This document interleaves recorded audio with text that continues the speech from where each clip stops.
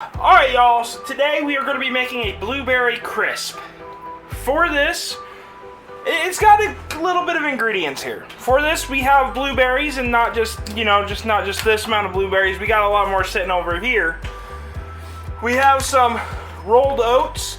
Now you can use whatever type of oatmeal you would like to make a good crisp topping, but we're going with rolled oats. We have some graham crackers for our crust. We have some lemon juice, we have some cinnamon, we have some butter, we have some nutmeg, some ginger, some salt, some brown sugar, some regular sugar, and some flour. But before we get to cooking this, we're on the road to 500 subscribers, so if you want to learn a new recipe every week, go ahead and hit that subscribe button. But let's get to making this, y'all. So in a food processor, you can always do this by hand too, that's no problem. We're going to take about one package of our graham crackers, and we're just going to get these turned into crushed graham crackers.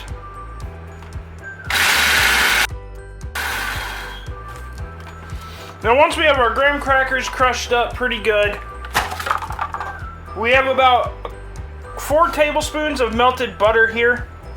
We're going to dump that in, and we're just going to get that mixed up.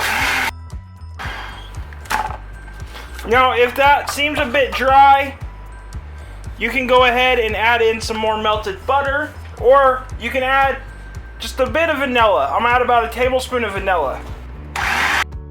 So once we have a workable dough here consistency, which I have achieved, we're going to go ahead and transfer this to our pie pan. So we have it transferred to a pie pan, and now we're just going to go ahead and shape it. Now we didn't do much graham cracker here because we want a thinner, crumbly, wow, English. So we didn't do much graham cracker here because we want a thinner, crumblier crust. That's what I was going for. And it doesn't have to come all the way up. Just kind of make sure it comes up evenly.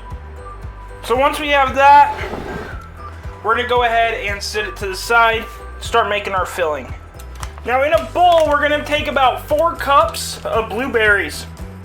But this will also vary on how big your pie pan is as well, for how much filling you need to make. So in this bowl, we're going to take 1/3 of a cup of sugar, about 1/8 of a cup of flour. We're going to do about a teaspoon of lemon juice. We're going to do about 1/4 of a teaspoon of cinnamon. And now you can see that I'm doing a lot of about measurements here. Unlike most baking, this is more like cooking, and we can just kind of mess around with some of the measurements here, which makes it really easy to throw together. It makes it a quick, simple recipe. We're going to do a pinch of salt. And that's what makes this recipe so easily to make, is that it's not all about an exact science.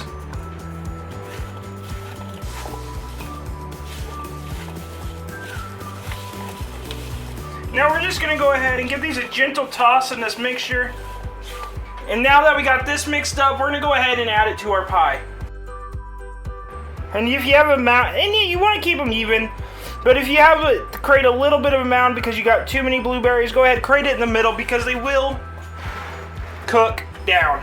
And now all we got to do is make our crumble crust.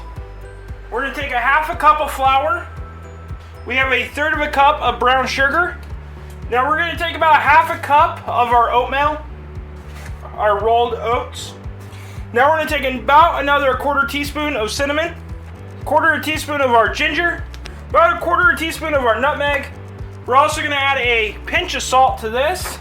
And then we got about 6 tablespoons of partially melted butter. Not completely melted, just partially. Just go ahead, and we're going to get this mixed in. Now once everything's well incorporated, you're going to have a crumbly mixture here. This is what we're going for. We're going to bring our pie over and just layer this on top. Now to get an even layer, you can go ahead, just kind of crumble on with your hands.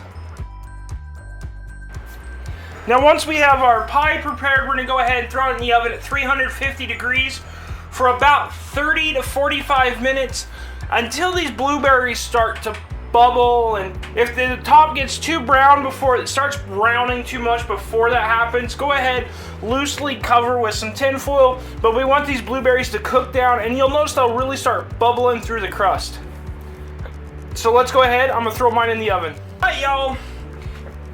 Ours took a little bit longer to cook, about an hour.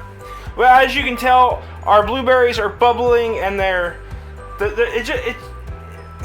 it smells and it looks amazing. Now, if you want, you can go ahead, just eat this as it is. Go ahead, serve it with a scoop of vanilla ice cream, you know. But if you like this video, go ahead, hit that like and subscribe button. There's a video over here that YouTube thinks you should watch. And until next time, keep on cooking on.